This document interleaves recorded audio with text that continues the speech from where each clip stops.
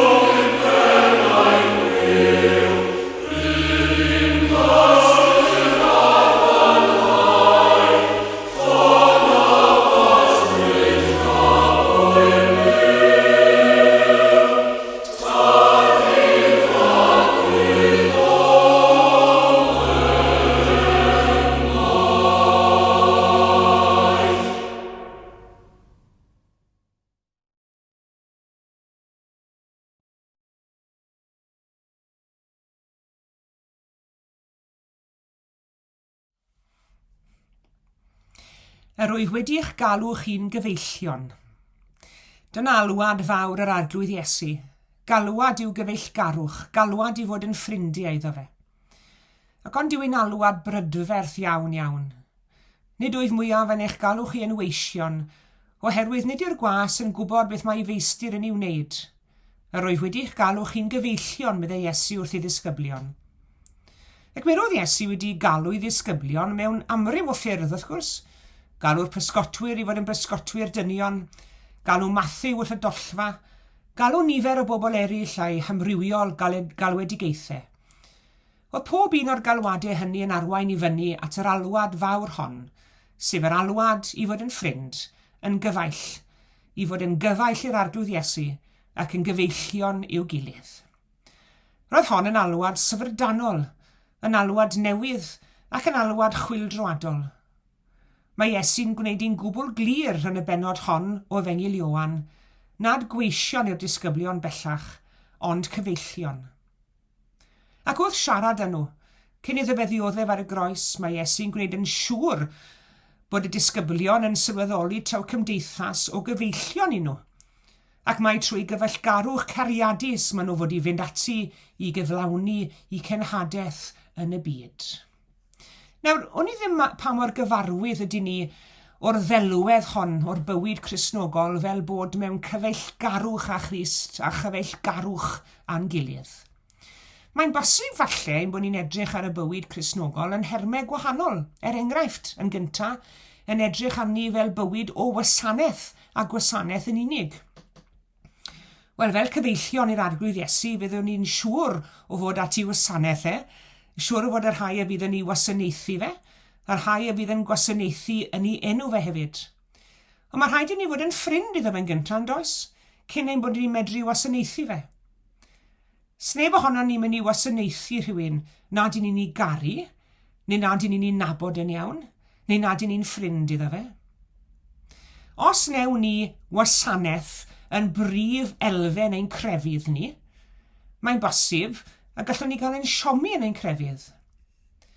Sawl gwaith i chi a fi wedi clywed pobl yn dweud, a finne wedi gwneud cyment iddo fe. Bod rhywun wedi'n gadael ni lawr a ninne wedi gwneud cyment iddyn nhw. Nawr, pe bai cyfeillgarwch yn sylfaen ein ffydd ni, fydden ni ddim yn siarad fel yna. Smo ffrindiau yn edliw gweithredoedd da i'w gilydd. Smo perthynas a chyfeillgarwch yn sail iddi, yn gorfodi dyletswydd at ein gilydd.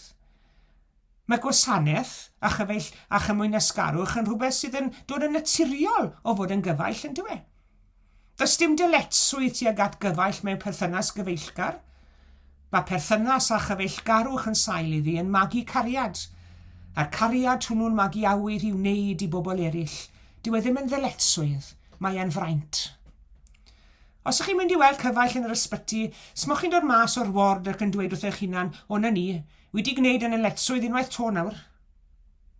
Mae gwir gyfeillgarwch yn dileu neu yn diddymu'r gair dyletswydd o eirafa crefydd cyfeillion Crist. Mae syniad Iesu Grist o fywyd yn dechrau ble mae dyletswydd yn gorffen. Gwasanaeth yw'r bywyd yng Nghrist. Gwasanaeth yn enw'r cyfaill mawr ei hun. Un a gefai sy'n mi'n gyfaill, pwy fel i fe. Falle fod na duedd yn ni hefyd i feddwl am Gristnogaeth yn ail, yn hermau hunan aberth. Nawr mae'r gair aberth yn un o eiriau allweddol y Beibl. Dylsyn ni ddim diastyru'r gair aberth. Mae yna sôn am aberth ac aberthu yn llyfrau'r Hen Testament, ac yn sicr ddylsyn ni fyth a diastyru'r gwirionedd syfrdanol a ddysgwn ni yn y Testament Newydd am aberth Iesu Grist drosto ni. Ond wedi dweud hynny, fi'n credu fod na duedd yno ni ddefnyddio'r gair aberth yn eitha llac ar adegau. Nawr mae Iesu'n sôn am farw, mae e'n sôn am golli bywyd. Ond nid ar y farwolaeth mae'r pwyslais yn esgeidiaeth Iesu, ond ar y bywyd yn dyfe. Marw mwyn byw yw neges Iesu Grist. Bywyd yw'r gair mawr yng ngeirfa Iesu ac nid marwolaeth. Fe Iesu farw, nid mwyn ein dysgu ni siwt i farw, ond mwyn yn dysgu ni siwt i fyw, fel y byddwn ni'n fyw yn ddo ef.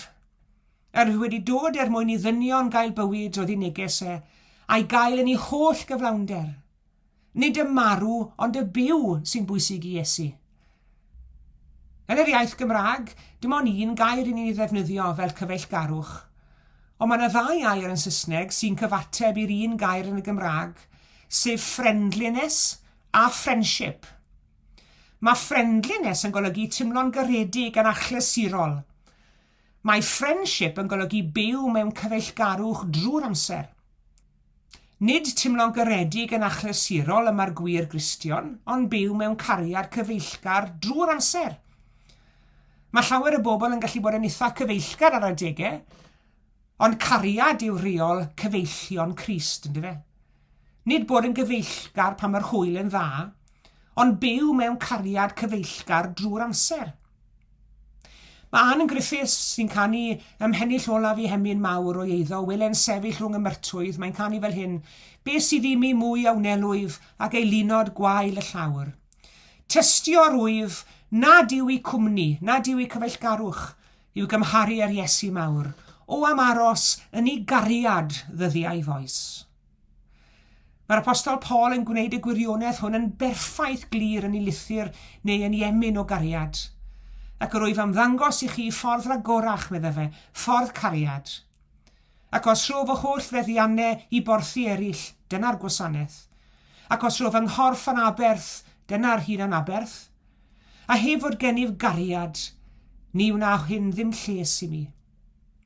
Hael cariad yn lliwyrchu ar rinweddau a gweithredoedd da sydd yn gwneud i'r rinweddau a'r gweithredoedd hynny yn grisnogol. Nawr mae'n deg dweud nad yw cyfeillgarwch yn cael ei restru ymlith yr rinweddau crisnogol. Y peth crisnogol yn y mater dan sylw yw bod Iesu wedi gwneud cyfeillgarwch yn holl bwysig. Dyna oedd ei alwad, a dyna yw ei alwad o hyd. Ond nid cyfaill publicanod a phechaduried oedd Iesu Grist ei hun. Mae cyfeillgarwch Crisnogol yn abl i drawsffurfio bywydau a thrawsffurfio cymeriadau. Ac o ffynon cariad Crist yma'r ffrwd ryfeddol sy'n puro ac yn glanhau yn tarddu. Wn i ddim os y rhai ohonoch chi wedi ymweld â Strasbourg. Os i chi, fyddwch chi'n gwybod yr hanes am yr eglwys oedd yn arfer sefyll yno ac a chwalwyd gan fomiau'r ail ryfel byd. Oedd cerflun o Grist yn yr eglwys, ac yng nghanol yr adfeilion, fe gafwyd hyd i'r cerflun, ac mi roedd y cerflun wedi safio'n eitha da chwarae teg, ac eithrio ar ffaith bod dwylo Iesu wedi torri ac a goll. Ac bod y cyflwynydd enwog wedi cynnig creu dwylo newydd i'r cerflun, fe wrthodwyd i gynnig, ac mae'r cerflun o'r Crist di-ddwylo i weld heddiw yn yr eglwys newydd a godwyd yn lle'r un a ddinistriwyd. Beth mae'r cerflun o Crist di-ddwylo yn ei ddweud wrthoch chi a fi tybed? I fi, mae'r cerflun yn dweud bod yn ysbrydoli a'i fod yn disgwyl ni'r addolwyr i gyflawni ar ei rhan, i fod yn ddwylo iddo ef, yng ngrym i gyfeillgarwch. Mi roedd y bardd o Loegr John Hamilton Reynolds yn fardd a gyflawnodd dipyn yn ystod ei fywyd. Mae wedi cael ei gladdu yn Newport, Ynys Wyth, Isle of Wight. Ac ar ei garegfeddau mae'r geiriau syml, Friend of Keats. Nawr fe gyflawnodd y bardd hwn cyment yn ystod ei fywyd, mae'n siŵr gen i y gallai fod wedi dod o hyd i rhywbeth gwell i ddodi ar ei garegfedd, na dim ond y geiriau Friend of Keats. Ond chi'n gweld pa beth bynnag oedd wedi cyflawni, dyna beth oedd yn bwysig iddo fe. Dyna oedd y peth pwysicaf iddo fe. Sdim ots am bopeth arall. Y gyfeillgarwch honno oedd y peth pwysicaf iddo fe. A chyfeillgarwch a Christ yw'r peth pwysicaf yn ein bywyd ni hefyd gobeithio. Ateb galwad i gyfeillgarwch wnawn ni gobeithio. Mae Christ yn ein galw i gyfeillgarwch ag heddi. Yn ein galw i weld a dychymyg ffyddiog a glân yr alwad o hyd a'i gael yn gyfaill i fyw. Yr wyf yn eich galw chwi yn gyfeillion. Amen. Gwelais hael fôr en gwenu, gwelais blod ar arddi stwr, clywais dryd ar difyr adar ac mi wnnyn peth yn siŵr. Iddynt gael roed ar rhywun er ein rhan i'r ymwni, ac os wyt yn ffrindiau Iesu. Roed yn ffrind i mi.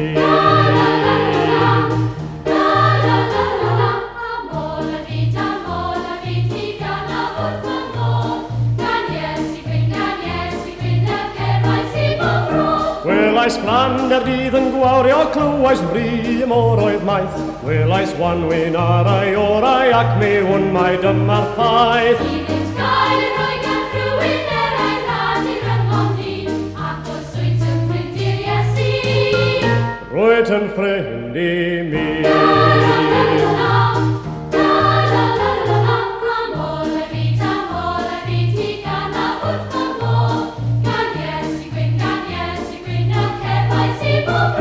Gwelais deg o gwyn o gaiaf ag o gonian teilwen haf. Teimlais mai my VIP-au bod y byd i gyd yn braf. Iddynt gael roed ar rhywun er ein rhan i'r ymwni, ac os wyt yn ffrindiau Iesu. Roed yn ffrind i mi.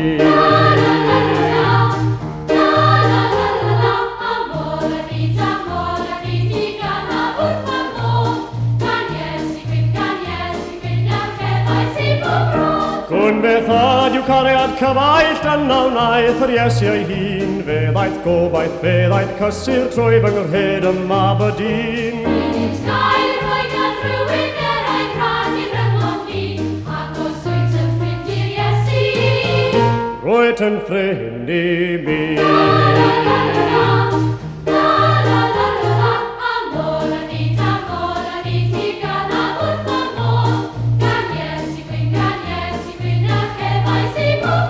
Gwelais hael fôr en gwenu, clywais blod ar arddi stwr, clywais dryd ar difyr adar ac mi wnnyn peth yn siŵr. Gael roed ar rhywun er ein rhan i'r ymwni, ac os wyt yn ffrindiau Iesu. Roed yn ffrind i mi.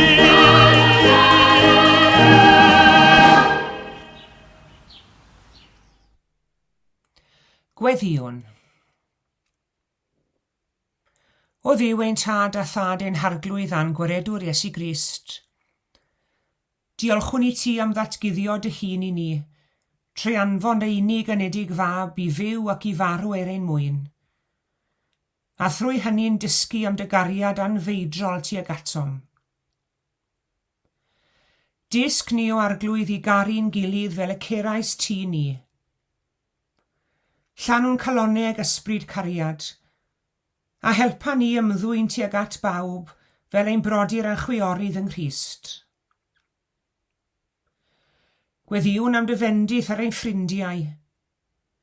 Helpa ni fyw yn y fath fodd fel y parhawn yn ffyddlon i'n gilydd bob amser, gan y gynorthwyo'n gilydd ym mhob angen. Rhoi ni ras i gario beichiau'n gilydd, i faddau pechodau'n gilydd, ac i dyfu mewn cydymdeimlad a dealltwriaeth o'n gilydd. Gweddiwn am dy fyddeiant am bopeth ffynom sy'n rhwystyr i wir gyfeillgarwch. Cadw ni rhag y tafod gwawdiol, y llygaid berniadol, y meddwl drwg dybus, y galon hunanol, y glist sy'n hoffi gwrando'r niweidiol. Cadw ni yn bir mewn meddwr gair a gweithred, a helpa ni roi ein gorau i gynorthwyo'n gilydd ac i fyw bywyd o wasanaeth i ti. Diolchwn i ti am ffyddlondeb ein perthnasau a'n ffrindiau, am i hymynedd tuag atom, am i haberth drosom, am i cwmniaeth gyda ni. Pa ni'n cymdeithas a'n gilydd ein hatgoffa mai tydi yw ein ffrind gore, a gwna ni yn ffyddlon i ti ac yn ymroddgar yn dy wasanaeth, mwyn Iesu Grist. Amen. Cydweddiwn weddi'r arglwydd. Ein tad yr hwnnwyt yn y nefoedd, sancteiddi'r denw, deled y deyrnas, gwneler dy wyllus, megis yn y nef, felly ar y ddeiar hefyd. Dyro i ni heddiw ein bara beunyddiol, a madda i ni ein dyledion, fel y myddyiwn unna i'n dyledwyr.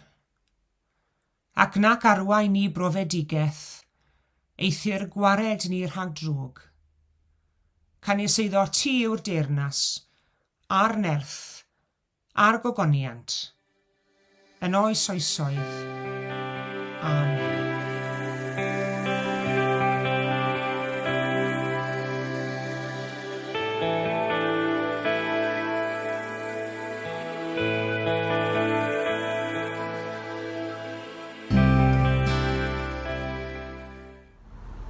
Diolch yn fawr iawn i chi gyd am eich cwmni yn ystod y gwasanaeth heddi.